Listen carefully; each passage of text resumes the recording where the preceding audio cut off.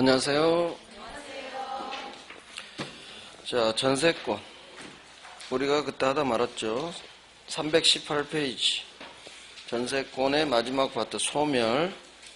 멸실, 혼동, 소멸시효, 포기로 소멸하겠죠, 오른쪽. 기간 만료로 소멸합니다. 그 첫 번째 줄 맨 오른쪽 있죠? 전속기간 만료. 말소 등기 없이 당연 소멸. 목적물 멸실로 소멸합니다. 자, 넘깁니다. 넘겨서 소멸의 효과. 320페이지. 동시행관계죠. 전세금 반환채무하고 목적물 반환채무. 거기다 하나가 더 붙어요. 말소 등기에 필요한 서류 교부 의무까지 같이 동시행. 전세권자는 2번 우선 변제권이 있죠. 이 우선 변제권을 위해서 경매권을 줍니다. 그 주인이 설정자가 전세금 반환을 지치하면 경매 청구할 수 있다. 자, 이 경매 청구와 관련해서 일부 전세권자가 여기서 아주 중요한 판례가 나옵니다. 우리 전세 사는데 3층 건물에 1층에 전세 들어갑니다. 1동 건물에 일부에 전세가 들어갔다. 이게 일부 전세. 가능하죠. 용익물권은 부동산 일부에 들어갈 수 있으니까. 이게 일부 전세권자예요. 일부 전세. 전세 1억에 들어갔는데 나중에 기간이 끝나서 우리 이사 가야 되는데 주인 설정자가 전세금을 안 줍니다. 그러면 전세권자이기 때문에 경매를 쳐야 되는데 이건 1동 건물 소유권이 하나이기 때문에 1층만 경매로 못 날아가요. 소유권 객체는 전체니까. 그래서 결국 이 건물을 경매 치려면 결국 3층짜리 건물 전부를 경매로 날려야 돼요. 그럴 때 1층 사는 일부 전세권자가 건물 전부를 경매로 날릴 수 있느냐. 둘 중 하나겠죠. 전부를 경매 칠 수 있느냐 없느냐. 항상 우리는 있다 없다 싸움이야. 있다 없다 싸움을 항상 서술로 있다 없다. 전부를 경매 날릴 수는 없다로 끝납니다. 대부분 판례예요. 일부 전세권자는 건물 전부를 경매 날릴 수는 없습니다. 이유는 이 그림을 보면 알아. 저 그림으로 보면 느낌이 잘 안 와. 하지만 일부 전세권자 방이 100개, 집이 100개예요. 나머지 세입자 99명, 나 1명. 내 전세금 못 받았을 때 이 건물 전부를 경매로 날릴 수는 없겠지. 느낌이 확 와. 나머지 99명한테 맞아 죽어. 너 때문에 우리가 경매로 날아가는 거야. 그래서 판사님이 참으래요. 일부 전세권자한테는 참으래. 참어. 나머지한테 너 맞아 죽어. 내가 너 살려준 거야. 전부를 경매 날릴 수는 없다. 아주 중요해요. 대신 누군가 이 건물을 경매로 날리면 여기 매각대금에서 우선 변제는 땡깁니다. 그 말을 전부에 대해서 우선 변제권은 있다. 그런 걸로 떠요. 이게 훨씬 잘 나와요. 거기 오른쪽 3번이에요. 고딕. 건물 일부 전세권자는 자 건물 전부에 대해서 후순위 권리자 기타 다른 채권자보다 지 전세금 우선 변제 받을 권리는 있어요. 자, 전부에 대해서 우선 변제권이 있어. 하지만 세 번째 훨씬 중요해요. 지가 살고 있는 전세 목적물이 아닌 나머지 건물 부분까지, 즉 이 말이 전부라는 말이야. 전부 두 글자로 더 잘 나와요. 전부를 경매 칠 수는 없다. 없다의 동그라미. 전부 경매 칠 수 없어. 거기다 전부 적어요. 나머지 건물 부분 거기가 전부로 나와요. 그래서 이건 한 번 나왔고 나머지는 다 기출은 전부 두 글자로 뜹니다. 일부 전세권자는 전부를 경매 칠 수는 없다로 끝납니다. 이유는 참어. 과하다. 참어. 그게 이유예요. 자, 부속물 매수청구권이 마지막이죠. 설정자도 있고 세 번째 주 1항. 2항. 전세권자도 있고. 부속물 하면 독립물, 벽걸이, 에어컨. 새 살다가 내가 벽걸이 에어컨 설치했죠. 자, 설정자가 이사 갈 때 팔아! 할 수 있습니다. 그게 설정자의 부속물 매수청구권. 정당한 이유 없이 전세권자는 거절하지 못합니다. 지상물 매수청구권 설정자하고 똑같아요. 자, 2항. 전세권자는 설정자 동의 얻어 부속시켰거나 또는 설정자로부터 매수한 경우에 한 해서만 에어컨 사세요 할 수 있다. 그래서 이 두 가지 중 하나 갖춰야 돼. 그대로 외웁니다. 설정자 동의 얻어 부속 또는 설정자로부터 매수. 그럴 때만 부속물 매수청구 인정됩니다. 끝났습니다. 담보물권 갑니다. 담보물권 먼저 네 가지 특성 325페이지 부종성, 수반성, 불가분성, 물상대의성 이 네 개는 외우시고 부종성에 관해 법조문이 저당권에서 오른쪽 두 개가 나와요. 자, 피담보 채권이 시효 완성 기타 사유로 채권이 죽었죠. 소멸. 주인이 죽었네. 채권이 주, 저당권은 쫑. 따라서 종놈도 같이, 저당권도 같이 소멸. 부종성이에요. 부종성.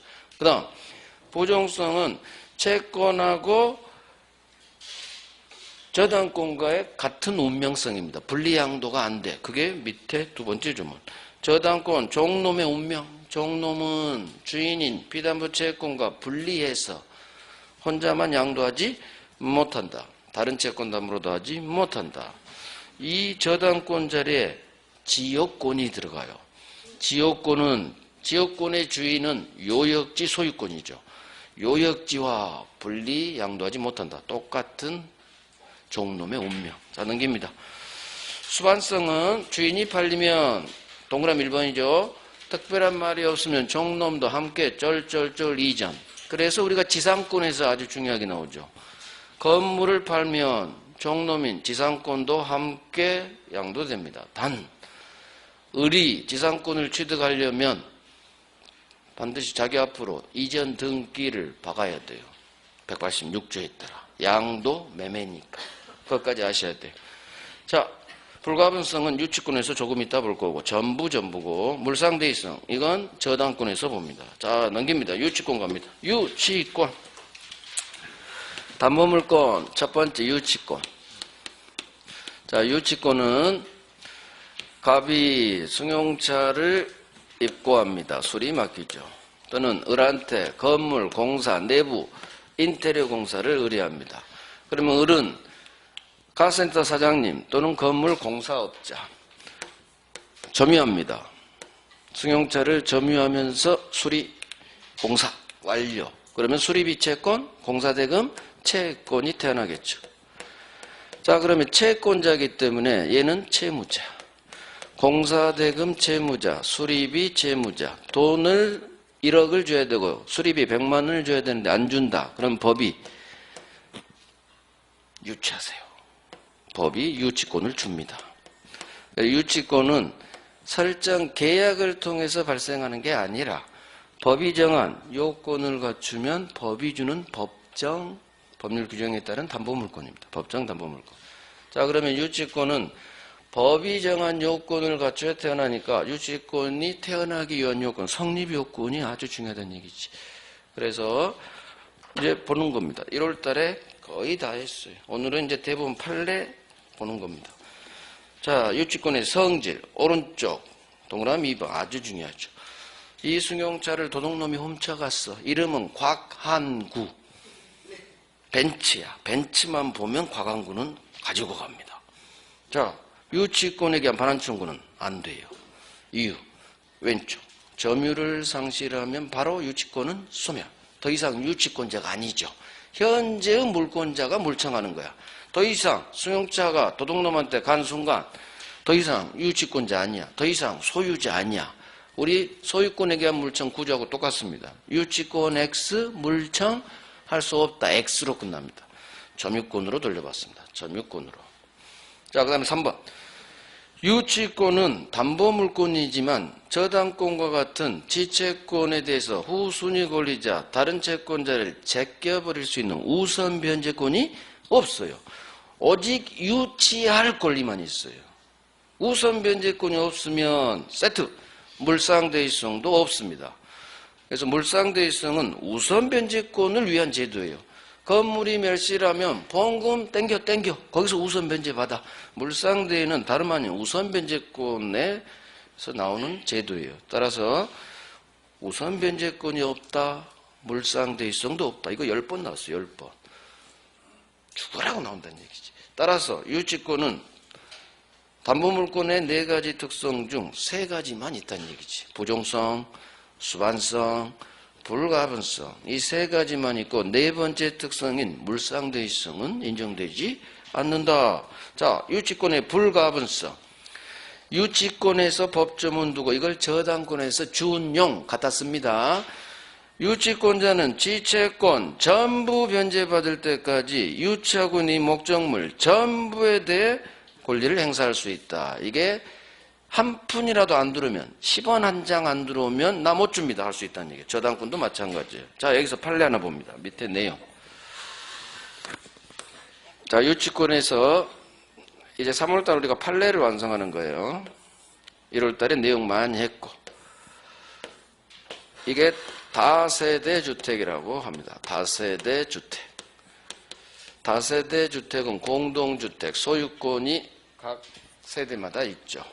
자, 다세대 주택 창호공사업자예요. 의리. 창호공사를 합니다. 이 세대가 하나 더 있어서 편의상 10세대, 10세대 공사를 의리 다 맡았어요. 공사를 쭉 해오다가 마지막 101호에서 창호공사를 다 했어요. 10세대 공사대금은 각 세대당 1,000만 원씩 해서 공사대금 채권은 1억입니다. 1억. 세대당은 1,000만 원씩. 합 1억 공사 완료했어요. 세대당 1,000만 원. 을은 세대주들로부터 공사비 합 1억을 받아야 되는데 공사 다 끝났는데 마지막 집이 101호였어. 공사금을 안 줘요. 그래서 을은 어쩔 수 없이 채권은 있는데 현재 101호 점유하고 있죠? 공사하느라고. 자, 채권 있다, 점유 있다, 돈 안 줘, 유치권이 태어납니다. 그래서 이 101호를 유치권으로 점유합니다. 유치권 행사 중. 자, 문제는 며칠을 점거했어요. 그러니까 101호 주인이 어쩔 수 없이 풀어야 될 거 아니에요. 그래서 공사비, 자기 집 공사비 1,000만 원을 을에게 주면서 을 빨리 풀어. 나 공사비 줄게. 풀어. 1,000만 원 줬어요. 근데 을이 안 푼대요. 자, 여기서 문제. 을은 지가 점유하고 있는 이 1세대 채권 1,000만에만 유치권의 힘이 미쳐서 1,000만 원 받으면 풀어야 되는지, 유치권 소멸하는지, 아니면 나머지 모든 공사대금 1억까지 유치권의 힘이 미치는지. 즉, 안 돼요. 나머지 저 9천만 원 다 받아야 풀 거예요. 둘 중 하나겠죠. 전부에 미치는지, 점유하고 있는 여기 채권에만 미치는지, 채권 어디에 미치는지, 세대 채권에만 미치느냐, 공사대금 채권 다세대 전부 채권에 미치느냐. 자, 찍어봐. 전부 다 얘다. 전부 다 세대당 채권이다. 찍어봐. 전부예요. 채권 전부에 미쳐요. 따라서 을은 나머지 9천만 원 다 들어올 때까지 계속 유치권 행사할 수 있어. 안 풀어도 된다는 얘기. 그 판례예요. 자, 여기서 하나 더. 그래서 을은 1억 다 받을 때까지 이 유치권 힘이 미칩니다. 계속 버틸 수 있어요. 근데 여전히 공사비를 안 줘요. 왜 안 줄까요? 나머지 세대들은 피해가 없잖아. 얘만 죽어나는 거야. 운이 없는 거지 뭐. 마지막 집이라. 나머지는 피해가 없으니까 갚을 생각을 안 해. 자기 집이 피해를 안 받으니까. 결국 유치권자 을이 경매를 날리려고 합니다. 유치권자는 경매권이 있어요. 자, 문제는 또 경매 칠 때 을은 미워. 이 9세대가 미워. 얘는 줬는데 애들 안 줬죠? 다세대 전부 날려버리고 싶어요. 그래, 채권도 전부 미치니까 내 유치권은 전부 날릴 수 있을 거야. 즉, 경매 날릴 때 1세대만 날려야 되는지 아니면 그래 채권과 같이 나 전부 날려버릴 거야. 전부 경매 날릴 수 있는 또 둘 중 하나야 우리는. 여기는 여기야 또. 아하. 경매는 전부 못 날려요. 경매는 1세대만. 현재 점유 중인데만 경매 칠 수 있어요. 그래서 채권은 공사대금 채권 전부에 미치지만 경매 대상은 현재 지가 점유하고 있는 이 1세대만 경매 칠 수 있지 전부를 다 경매 칠 수는 없다. 이게 판례예요. 자, 고딩만 읽어 내려가면 돼요. 다세대 창호공사한 공사수급이 느리 마지막 세대인 101호 한 세대를 점유하면서 유치권 행사합니다. 자, 얘 유치권은 전체 공사대금 전부를 피담보채권으로 성립. 그대로 믿죠. 전체 공사대금 전부. 공사대금 전부 줄여서. 채권 전부예요. 이유. 저 위에 있죠. 법조문에 채권은 전부죠. 이렇게 오는 거예요. 채권은 전부. 채권은 전부야. 전부 받을 때까지 전부의 유치권에 이미 미쳐요. 불가분성 판례예요. 불가분성.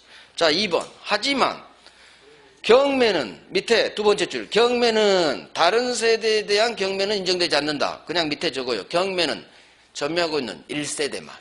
긍정으로 해요. 항상. 경매는 점유하고 있는 한 세대만 가능. 전부 경매 날리는 수는 없다. 그래서 경매는 한 세대만. 채권은 전부. 이렇게 외우는 거예요. 단어로. 그래서 여기 별 3개 하시고 불가분성에 관한 대표 판례예요. 불가분성. 채권은 전부 받을 때까지죠. 채권은 전부 이것부터 하시고 단 엎어 경매는 안 돼. 점유하고 있는 101호만 한 세대만. 됐습니다. 성립요건 넘깁니다. 타인 물건일 것. 따라서 4번의 두 번째 줄. 유치권자 자기 소유라면 유치권은 성립하지 않습니다. 남의 물건을 잡아야지. 자, 타인이라면 채무자일 수도 있고 아부지차, 제3자 소유일 수도 있어요. 상관없어요. 타인, 직권만이면 돼. 자, 여기서 또 판례 하나 나옵니다. 고딕, 공사업자인데 도급인은 공사 맡긴 갑이고 현재 공사하는 을을 공사 도급계약의 수급인 그래요. 공사 수급인. 받을 수예요. 공사를 받았다는 얘기예요. 받을 수자예요. 도급은 공사를 줬다, 넘길 도자예요. 자, 공사 수급인의 재료와 노력으로 건물이 건축됐다. 이 말이 뜨면 얘 겁니다. 수급인의 재료와 노력으로 건축. 이 단어가 뜨죠. 수급인의 재료. 그러면 갑게 아니라 도급인게 아니라 수급인 소유 건물이 돼요. 이 건물은. 그래서 공사비에 대해서 유치권은 성립하지 않아요. 왜? 직거니까. 그래서 수급인의 재료와 노력 이 단어가 뜨면 네 거. 네 거니까 유치권 안 돼. 이렇게 훈련하시면 돼요. 공부는 쉽게 해야 돼. 쉽게. 딱 단어 잡고 이해하고 외우는 거예요. 반복해서. 수급인의 재료와 노력 나오면 네 거. 네 거니까 유치권 안 돼. 성립하지 않는다. 자, 그 다음 2번 가장 중요하죠. 채권은 모든 채권이 아니라 현재 점유하고 있는 유치 목적물로부터 발생해야 됩니다. 그러면 목적물로부터 발생한다는 게 뭐냐? 그게 이 점유하고 있는 물건에 비용이 들어가면 이 요건을 갖췄다고 하는 거예요. 목적물에 비용 들어간 게 3번부터 수리비, 2번 공사비, 1번 필요비, 유익비, 다 비로 끝나죠? 이게 목적물로부터 발생한 거예요. 여기다 이제 하나 더 합니다. 4번. 마지막이 손해배상 채권인데 청구권을 채권으로 읽어요. 지금 채권하고 있으니까. 어디에서 발생한 손해배상 채권이냐? 목적물, 물건 자체로부터 발생한 손해배상 채권이냐? 자, 그러면 이게 유치권의 피담보 채권이 되겠어요? 안 되겠어요? 느낌이. 이 단어 문장으로 보면 이 채권이 어디에서 발생했대요? 목적물로부터 발생했죠? 그러니까 되는 거예요. 이걸로 나오면 100% 쉽지. 그러니까 이렇게 안 내. 다 맞추니까. 목적물로부터 발생해야 되잖아요. 근데 목적물로부터 발생한 채권이래잖아. 이렇게 쉽게 나온 적은 없어요. 이게 뭐냐? 목적물 자체로부터 발생한 손해배상 채권이 뭐냐? 자, 이게 제주도 말 사건이에요. 말. 우리에서 말이 뛰쳐나와가지고 근처 밭을 쑥대밭 만들어버린 사건이에요. 말들이. 그러니까 그 밭주인들이 손해배상 채권을 취득하겠죠. 손해배상에. 자, 이 손해배상 채권이 그래서 발생하는데 목적물이 말이에요. 말. 말로 인해 피해를 받은 밭주인들이 손해배상 채권을 행사해야 되는데 그 말을 잡았어. 점유하고 있죠. 채권이 있죠. 이 말 때문에 이 채권이 발생했죠. 손배채권이. 유치권이 된다는 얘기예요. 그래서 지금 목적물은 부동산이 아닌 살아있는 동물, 가축, 말이에요. 말. 말로 인해서 내가 피해를 받았다. 손해배상 하세요. 채권 생기죠? 그 말을 잡았다면 결론성이 있는 거예요. 말로부터 생겼기 때문에. 그게 구체적 기출로는 왼쪽으로 나와요. 가축이 맨 밑에. 가축이 말이야. 말 사건이요. 말이 타인의 농작물을 먹었대. 자, 손해배상에 할 수 있겠죠. 이거 그 말을 잡았다면 그 말에 대한 유치권, 결연관계 인정된다. 즉 피담보 채권 된다. 유치권 성립한다. 이게 목적물 자체로부터 발생한 손해배상 채권은 이미 4번 같이 문장 뜨면 최고 좋고, 그 다음 왼쪽 가축이 먹었다. 그 가축 잡았다. 그 가축으로 인해 발생한 손해배상 채권이라는 게 느낌이 들죠. 가축이 먹어서 발생한 그 가축을 잡았다는 얘기지, 말을. 그래서 유치권 됩니다. 말 사건입니다. 자, 하지만 목적물로부터 발생한 손해배상 채권이 아니라 오른쪽 비교하는 거예요. 4번 중간 채무 불이행으로 인한 손해배상 채권이라면 다 채권으로 읽어요. 이 손해배상 채권은 목적물로부터 발생한 게 아니라 채무자의 채무 불이행으로 발생했죠. 그러면 비용도 아니고 목적물로부터 발생한 것도 아니고 결연성이 없어요. 유치권이 성립하지 않아요. 그래서 그냥 채무불이행 손배채권은 빚자도 안 보이고 목적물로부터 발생했단 말도 안 뜨고 유치권이 태어나지 않는다. 이해됐죠? 이해됐어. 그런데 이 채무불이행 손배채권이 또 예외가 발생해. 왼쪽으로 와요. 필요비 유익비 동그라미 1번 괄호 이 채무가 비용 채무라면 비용 채무불이행 밑줄 비용 채무불이행으로 인한 손해배상 채권은 또 결연성이 인정돼요. 왜? 그 채무가 다름 아닌 결연성이 인정되는 유치권이 태어나는 비용 채무이기 때문에. 수리비 채무불이행 손배채권, 공사대금 채무불이행 손배채권, 필요비 유익비 채무불이행 손배채권. 그러면 앞이 B자가 보이죠? 비용만 보이면 무조건 유치권 태어납니다. 그래서 다시 예외가 발생한다는 거예요. 그래서 손해배상 채권은 조심하시란 얘기예요. 되는 놈이 있고 왼쪽은 두 놈은 되죠. 같은 손해배상 채권인데 비용이 보이거나 목적물로부터 발생, 가축, 말 이게 보이면 돼. 하지만 오른쪽 비용도 안 보이고 목적물로부터 발생했단 말도 없어. 그러면 결연성이 없는 거예요. 안 됩니다. 잘 정리하시고. 자, 가장 중요한 게 오른쪽 결연성이 부정되는 놈, 즉 유치권이 태어나지 않는 놈, 유치권의 피담보 채권이 될 수 없다로 끝나는 놈. 자, 5개가 있어요. 유치권에서 가장 많이 나오는 데가 여기에요. 넘버 1. 자, 봐요. 정리 시작 들어가. 임차인의 보증금 반환 채권, 임차인의 권리금 반환 채권, 보증금, 권리금, 그 다음에 매매계약을 통해서 발생한 매매대금 채권. 이 채권은 보증금 주세요, 보증금 반환 채권, 권리금 주세요, 권리금 반환 채권, 매매대금 주세요, 매매대금 채권. 보증금, 권리금, 매매대금, 그 다음 채무불이행, 손해배상 채권, 채무체불, 손해배상 채권. 다 결연성이 없어요. 하나 더, 아직 안 배웠지만 나중에 실명법 명의신탁에서 신탁자가 수탁자에게 돈 내놔 이게 있어요. 명의신탁에서 발생한 부당이득 반환 채권. 나중에 합니다. 일단 들어놔봐요. 부당이득 반환 채권. 하나, 둘, 셋, 넷. 우리 시험에 나온 건 5개밖에 없어요. 이 5개는 결연성이 인정되지 않아요. 유치권이 태어나지 않아요. 피담보 채권이 될 수 없다로 끝나야 돼요. 이유, 목적물로부터 발생한 게 아니에요. 이건 임대차 계약에서 발생, 매매 계약에서 발생, 명의신탁에서 발생. 이건 채권 관계에서 발생. 목적물로부터 발생한 채권이 아니라는 얘기예요. 결론성이 없어요. 그래서 B자가 없죠? 목적물도 없죠? 그냥 이 임대차 계약, 매매 계약이라는 법률 관계에서 발생한 것뿐이요. 내가 임대차 세 살 때 보증금 주잖아요.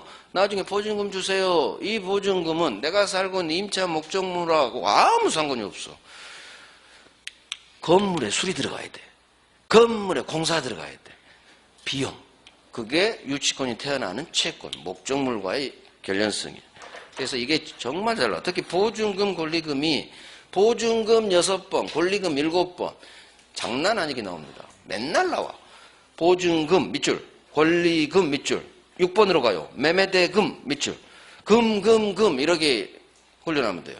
보증금, 권리금 6번, 매매대금, 그 다음 4번 채무불이행 손해배상채권, 그 다음 5번 신탁자의 수탁자에 대한 매수자금 상당액의 부당이득 반환 채권, 부당이득 반환 채권, 명의신탁에서 부당이득 반환 채권.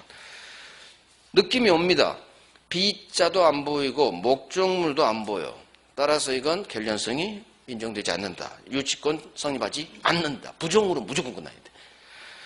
자, 매매대금이 2개를, 3개를 칩니다. 매매대금 괄호 건축 자재대금. 이 건축 자재대금 채권은 건축 자재 매매대금 채권이에요.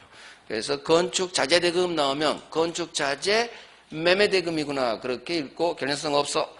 그 다음 저 위에 3번 부속물 매수 청구에 따른 부속물 매매계약이 성립하죠. 매매대금 채권이야. 그래서 부속물 매매대금 이거 유치권 안 된다는 얘기예요. 다 매매대금에서 분화된 거예요. 6번하고 3번은 동네가 매매대금 채권으로 같은 동네예요. 같이 하세요. 6번, 3번은. 그래서 결국 5개란 얘기예요. 보증금, 권리금, 매매대금, 부당이득 반환 채권, 채무불이행, 손해배상 채권. 전체 별 3개 하시고 유치권이 태어나지 않는. 자, 이제 넘깁니다. 그래서 다음 페이지에 있는 판례가 방금 한 내용에 관해 쭉 다 한 번은 우리 다 해야 될 내용이야. 어느 거 하나 버릴 게 없어요. 시간 되시면 한번 읽어보시고 이해에 도움이 돼요. 자, 그 다음에 3번이 뭐냐.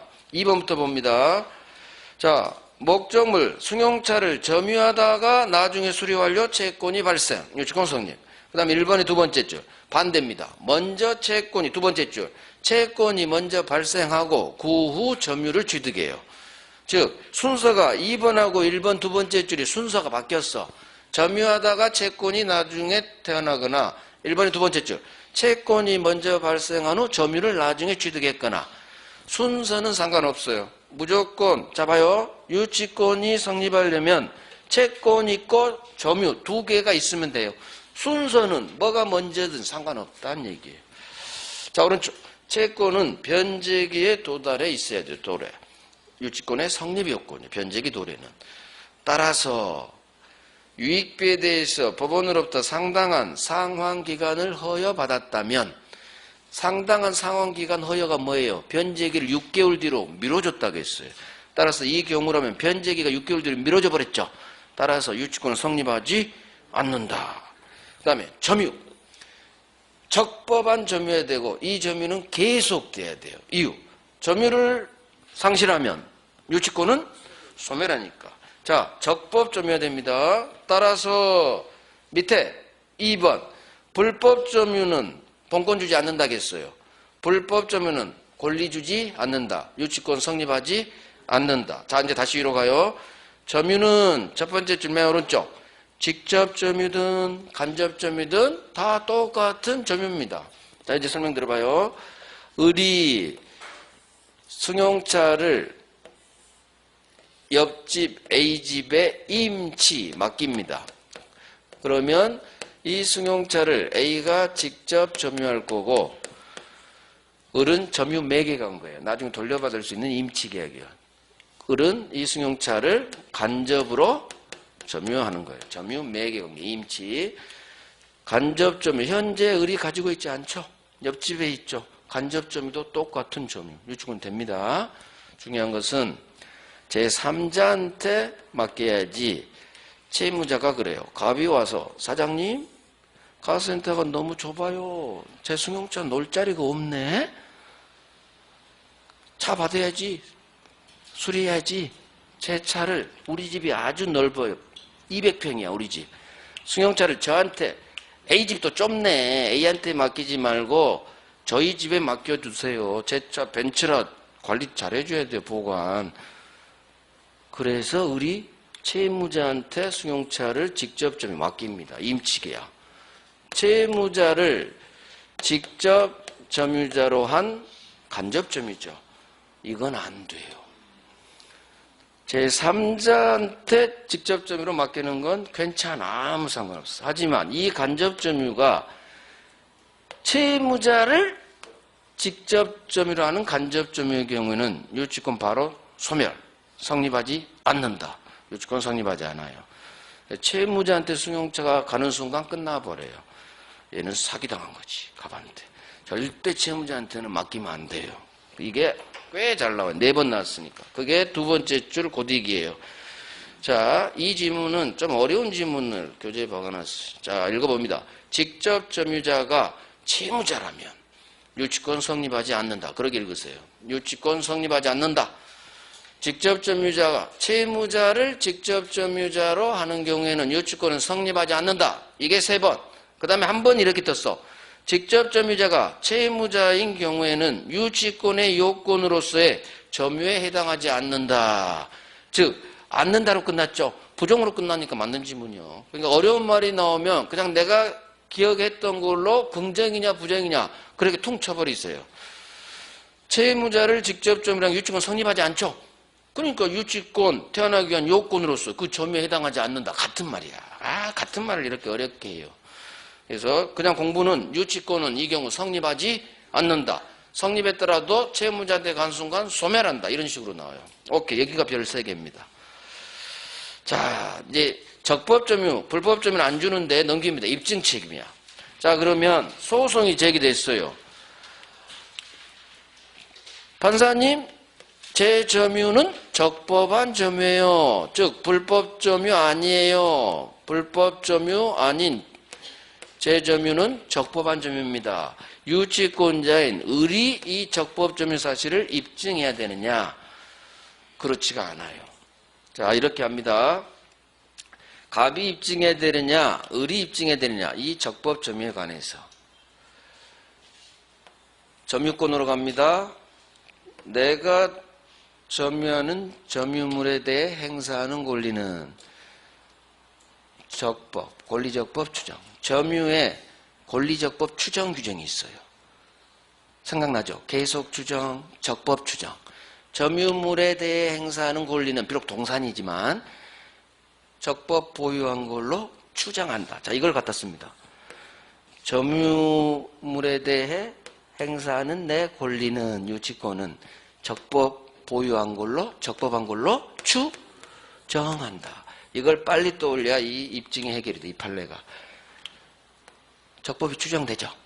추정되면 나는 스스로 입증할 필요가, 추정되는 이 사실을 입증할 필요가 없다. 입증은 채무자한테, 상대방한테 넘어간다. 그래서 점유가 적법인지 불법점유인지 입증은 유치권자가 입증하는 게 아니에요. 왜? 적법 점유가 어디서? 추정되니까.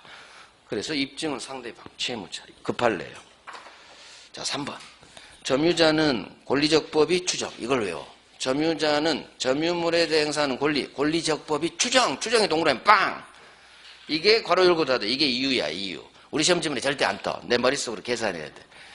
적법이 추정되기 때문에 추정되는 사실을 유치권자 스스로 입증할 필요는 없다. 입증은 상대방, 채무자에게 넘어간다. 그래서 채무자가 반대 사실, 너 불법 점유야. 내 키 뺏어갔지. 채무자가 입증하는, 상대방이 입증. 그래서 점유의 권리적법 추정, 적법은 추정된다. 적법, 불법, 입증이 나오면 점유의 권리적법 추정 규정, 그거 되게 중요해요. 단 동산에만 작동되죠. 부동산에는 작동 안 돼. 자, 하지만 건물이든 뭐든 그냥 퉁쳐. 적법 추정. 입증에서는 동산 생각하지 말고 이 동네에서는 적법 추정되니까 내가 입증 안 해도 돼. 넘어가. 오케이. 유치권 배제 특약이 부존재 없어야 유치권은 성립합니다. 그럼 반대법. 유치권을 배제한다는 가불간의 특약이 있다면 유치권은 성립하지 않는다. 유치권 배제 특약은 유효다. 자, 여기서 3번 갑니다. 유치권 배제 특약이 있는 경우 이 특약의 당사자만 주장하느냐, 그 밖의 사람, 거기다 적어요. 제3자도 주장할 수 있느냐. 제3자, 그 밖의 사람 3자로 적어요. 이 배제 특약의 효력은 특약의 당사자뿐만 아니라 제3자도 주장할 수 있다로 끝나요. 3자도 주장할 수 있어. 자, 설명 들어봅니다. 이 사례를 기억하면 이 내용이 이해가 갑니다. 감녀가 승용차를 맡겼죠. 맡길 때 혹시나 제가 수리비를 며칠 후 못 주시더라도 사장님은 내 승용차를 유치하지 좀 말아주세요 라고 싹싹 애교를 떨었죠. 그러니까 카센터 사장은 콜 했죠. 알겠어요. 수리비 안 주시더라도 제가 승용차 안 잡을게요. 이게 바로 유치권 배제 특약이에요. 유치권을 배제한다는 특약 또는 유치권을 포기한다는 특약 같은 말이에요. 유치권도 포기할 수 있거든요. 나중에 내가 유치권이 생기지만 아예 발생하지 않을게요. 배제 또는 발생했더라도 포기할게요. 같은 말이라고 생각하시고 먹힙니다. 이 유치권 배제 특약은 유효해요. 그런데 막상 수리 완료됐어요. 찾으러 왔어. 마침 또 돈이 없어. 혹시나 하고 해놓은 특약인데 죄송해요. 정말 돈이 지금 없어요. 제가 이틀 후 지방 갔다 와서 꼭 수리비 드릴게요. 100만 원. 근데 사장님이 배신 때리네. 배제 특약 있음에도 안 준대. 수리비 줄 때까지 저 승용차 못 줘요. 자, 감녀는 소심해요. 순해서 사장님한테 반박을 못 하겠어. 사장님 며칠 전에 유치권 안 잡기로 했잖아요. 이 말을 못해. 어떻게 한다? 전화한다. 전화를 해서 신랑이 옵니다. 애인이 옵니다. 애인이 등발이 요래요. 약속했잖아. 당신 왜 수용차 안 줘? 으릉 깨갱합니다. 등치에 밀려버렸어요. 역시 남자는 등치가 좀 있어야 돼. 무슨 얘기냐? 이 특약의 효력은 특약의 당사자인 꼭 간만 주장하는 게 아니라 제3자, 신랑도 이 특약의 효력을 주장할 수 있다. 됐죠? 그래서 이게 특약의 효력을 제3자가 주장할 수 있느냐 없느냐 하면 이 사례를 기억하시오. 감녀 신랑 사건. 신랑이 와서 주장할 수 있다. 앞으로 제가 이 사례 나오면 계속 신랑 얘기할 거예요. 자연스럽게 입력됩니다. 오케이. 이제 유치권의 효력. 유치권의 효력. 유치권자의 권리 5개. 의무 2개. 자, 권리는 가장 중요한 게 유치할 권리겠죠.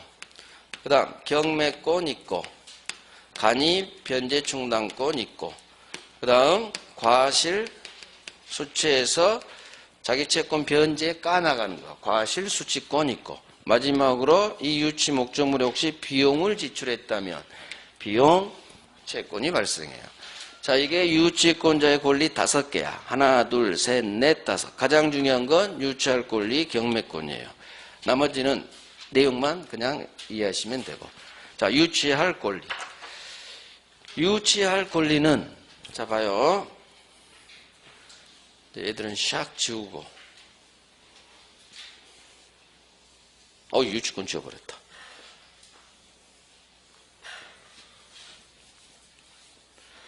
이제 유치권자의 권리. 채권이 있어라, 점유해라. 이게 가장 중요한 유치권의 성립 요건이에요. 자, 을은 유치권자. 유치권이 빵 태어났죠. 자, 이 건물에 저당권이 박힌 건물이었어요. 저당권 박힌 건물에 공사 들어갈 수 있죠. 그래서 공사비를 못 받아서 을이 유치권 행사 중이에요. 그런데 자기는 유치하고 있는데 저당권자가 경매로 날립니다. 저당권자는 얘한테 돈을 빌려줬다는 얘기죠. 자, 경매로 이 건물이 날아갑니다. A. 항상 저는 A를 경락인으로 해요. 낙찰받은 경락인. 자, 경락인이 건물을 낙찰받고 현장에 와보니까 을이 공사대금 채권을 가지고 유치권 행사 중 빨간 플랜카드가 있다는 얘기지. A가 경락인이 유치권자. 내가 낙찰받았으니까 풀어. 나한테 인도 넘기고 떠나. 유치권자는 이 경락인에게 대항할 수 있다 없다. 대항할 수 있어요. 설사 먼저 저당권, 선순위 저당권이 박혀 있었다 하더라도 유치권은 전혀 상관없어. 자, 저당권, 선, 유치권은 후 빠져.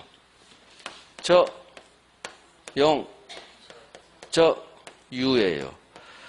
자, 2번이 경매치죠. 2번이 경매치입니다. 모든 저당권 소멸. 그 다음 용의권은 애초에 들어올 때 후빠야. 따라서 최선순위 1번 기준으로 다 소멸시켜버립니다. 용의권도 소멸되는 거예요. 애초에 들어올 때 후빠였으니까. 후빠니까 그럼부터 딱 소멸. 용의권 후빠니까 소멸. 경락인에게 대항할 수 없죠. 2번 지 밑에 놈이 경매쳐도 나는 들어올 때 애초에 후빠예요. 후빠. 이사 가야 됩니다. 대항할 수 없어. 자, 그러면 1번 밑으로 다 소멸하니까 유치권도 네 번째 순서였으니까 유치권도 같이 소멸하느냐?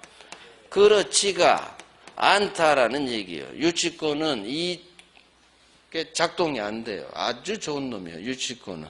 그래서 유치권은 선순위 저당권자, 우리 시험 나와요. 선순위 저당권자, 선순위 이 부동산의 일반 채권자의 가압류 등기가 박혀 있었다 하더라도 유치권은 경매로 소멸하지 않아요. 경매로 소멸. 따라서 경락인에게도 유치권을 대항할 수가 있다. 선순위 저당권 있어도 대항할 수 있다. 그래서 유치권은 모든 3자에게 대항할 수 있다라는 게 2번의 1번이에요. 경락인 모든 3자에게 대항할 수, 유치권으로 주장할 수 있다. 그 뒤는 보지도 마시고. 자, 그러면 여기서 중요한 게 있어요. 이제 판례합니다. 유치권자는 제일 꼬레비라도 이 경락인에게 대항할 수가 있다는 얘기지. 유치권자는 대항할 수 있어. 경락인에게. 그런데 유일하게 이 유치권자가 경락인에게 대항할 수 없는 경우가 생깁니다. 언제 생기느냐? 저유 그때 이렇게 선순이 있는 상태에서 유치권 취득한 경우에는 돼요. 하지만 만약에 이놈이 경매를 신청해서 경매 개시결정 기입등기 후 유치권이 태어났다. 경매 개시결정 기입등기가 되면 압류의 효력이 발생해요. 압류의 효력이 발생한 후 유치권을 취득했다면 경락인에게 대항할 수 없어요. 저당권이 있는 상태로 취득한 건 상관없어. 근데 저당권자가 실행 들어가죠. 부동산에 압류 들어갔거나 또는 경매 시작합니다. 경매 개시결정 기입 등기가 박혔다면 그 후 유치권을 취득했다면 채권 점유통에서 시점이 유치권 취득 시점이 압류 후라면 간단한 단어로 압류 후에 유치권이 취득됐다면 이때는 경락인이 대항할 수 없어. 그래서 유치권은 원칙 모든 3자에게 대항할 수 원칙부터 하고 설사 선순위 저당권자 선순위 가압류 등기가 박혀있다 하더라도 경락인이 대항할 수 있다. 원칙. 그러나 예외. 압류의 효력이 발생한 후 유치권을 취득했다면 경락에게 대항할 수 없어요. 자, 이유를 말씀해 드릴게요. 왜 그러느냐? 아니야. 일단 밑줄부터 하고. 그게 동그라미 2번이에요. 이거 되게 중요해요. 별 3개 할 거예요. 이게 막 한 문제짜리 나와. 한 문제, 박스 문제로. 압류 후 유치권 취득했다면 경락에게 대항할 수 없다. 동그라미 빵이에요. 대항할 수 없다. 자, 판례박스에서 공부합니다. 한 장 넘겨보세요. 거기에 별 3개 하시고, 자, 다음 페이지 판례박스 2번 봅니다.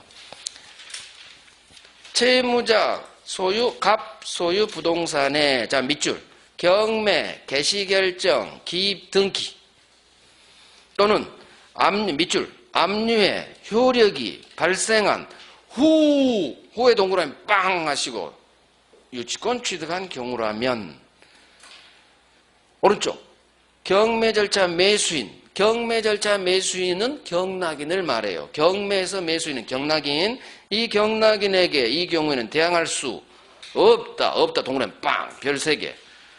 그래서 유치권 취득 시점이 압류 후라면, 경매 개시결정, 기입 등기 후라면 경락인에게 대항할 수 없어요. 자, 우리 시험은 경매, 개시결정, 기입 등기 이렇게 2번, 압류의 효력이 발생한 후 이렇게 2번, 4번 나왔어요. 그러니까 2 단어 다 알아셔야 돼요. 자, 그러면 왜 이 판례가 나왔느냐? 설명 들어봐요. 자, 저당권자가 여기서 하지. 저당권자, 얘가 돈을 안 갚으니까 경매 칠 생각을 했어요. 경매를 치려면 이 부동산 건물에 압류로 묶어야 돼요. 그래서 경매 시작하는 방법은 압류가 등기되거나 또는 경매 시작합니다. 경매 개시결정, 즉 경매 시작한다는 걸 등기로 알려요. 경매 개시결정을 법원이 했다는 걸. 이게 경매 개시결정 기입 등기라고 해요. 부동산을 압류하거나 경매 시작합니다. 이 법원의 결정을 기입하는 등기가 박힌 후 법원에서 경매 공고를 내요. 이제 경매가 시작해야 되니까. 압류가 됐다는 얘기는 이제 경매 시작된다는 얘기예요. 자, 그러면 법원에서 공고를 띄우죠. 압류됐으니까 이제 경매 시작해요. 공고해. 그러면 공고한 후 이 건물, 경매로 나온 이 건물에 경매 뛰어들고자 하는 사람은 유치권자가 있으면 경락에는 개피 보죠. 인도를 못 받으니까. 건물 경매에 뛰는 사람은 필수 코스, 현장 답사를 가야 돼요. 빨간 플랜카드. 유치권의 공시 방법은 빨간 플랜카드야. 현실상 공시 방법. 빨간 플랜카드가 이 건물에 있는지 없는지 확인하러 경매 참가를 100명이 왔어. 100명이. 자, 그런데 빨간 플랜카드가 없었어. 깨끗했어. 즉 유치권자가 없구나. 100명이 눈으로 확인했어. 그 다음 투차를 합니다. 유치권자 없으니까 걱정 없죠? 투차래. 그런데 이 시점에 이놈이 채권, 점유 2가지를 거쳐서 유치권을 취득했다는 얘기지. 유치권 취득. 의리. 이 사람들이 올 때만 해도 유치권을 취득 못했어요. 그래서 빨간 플랜카드를 못 걸었지. 근데 사람들이 다 왔다 간 후 유치권을 취득했다는 얘기지. 자, 이 사람들은 유치권자 없어. 투차하고 그중 A가 낙찰, 경락받았다는 얘기지. 그러면 이 경락인에게 판사님, 저 유치권자예요. 들이댄다면 A는 이렇게 얘기합니다. 판사님, 저희들 갔을 때 유치권 없었어요. 얘가 들이대면 어떡하자는 얘기요. 100명이 왔다 갔는데 우리가 바보가 되잖아요. 그래서 판사님께서 아하, 그러시군요. 그래서 나온 판례예요. 경매의 신뢰성 때문에. 이 사람들 보호해주기 위해서. 만약에 그래도 대항할 수 있다면 아무도 건물 경매에 참가 안 해요. 왜? 갈 때 분명히 없었는데 나중에 푹푹 튀어나와. 경매 끝날 때. 그래서 들이대버린대. 그래서 압류 후 경매, 개시결정, 기입 등기 후 유치권을 취득한 경우라면 경락인에게는 대항할 수 없다. 이 판례가 나온 거야. 아주 잘한 판례란 얘기지. 그래서 이제 간단히 이해는 했고 외우는 거야. 압류의 효력이 발생한 후 경매, 개시결정, 기입 등기 후 유치권 취득했다면 경락인에게 이제는 너는 늦었어. 대항할 수 없다. 그럼 엎어. 만약에 여기에서 말하는 유치권은 대항할 수 있죠. 원칙. 당연히 이 유치권은 압류의 효력이 발생하기 전이란 말이 생략되어 있는 거예요. 이걸 엎으면 돼. 압류 전, 경매, 개시결정, 기입등기 전에 유치권을 취득했다면 무조건 대항할 수 있지. 그래서 후 없다.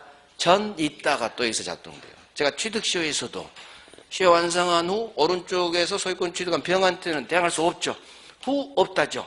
여기도 똑같아. 압류 후 대항할 수 없다. 후 없다로 끝나요. 취득시효하고 구조가 똑같다. 취득시효하고 이 유치권 구조가 후 없다 전 있다니까 잘하십니다. 잘 나와요. 자, 오른쪽 경매권 있죠. 경매권 3번 봅니다. 자, 우선 변제권 없지만 경매권은 준다. 자, 고딕 봅니다. 유치권자는 경락인에게 돈 저 공사비 받을 때까지 당신한테 못 넘깁니다. 인도 거절할 수 있을 뿐 이 경락인에게 당신이 1억 갚으세요. 공사비. 채권, 변제를 청구할 수는 없다. 자, 무슨 얘기일까요? 유치권자 을이 경락인에게 네가 돈 갚어 내 공사대금 채무 이 1억 네가 돈 갚어 경락인에게 할 수 있을까요? 없을까요?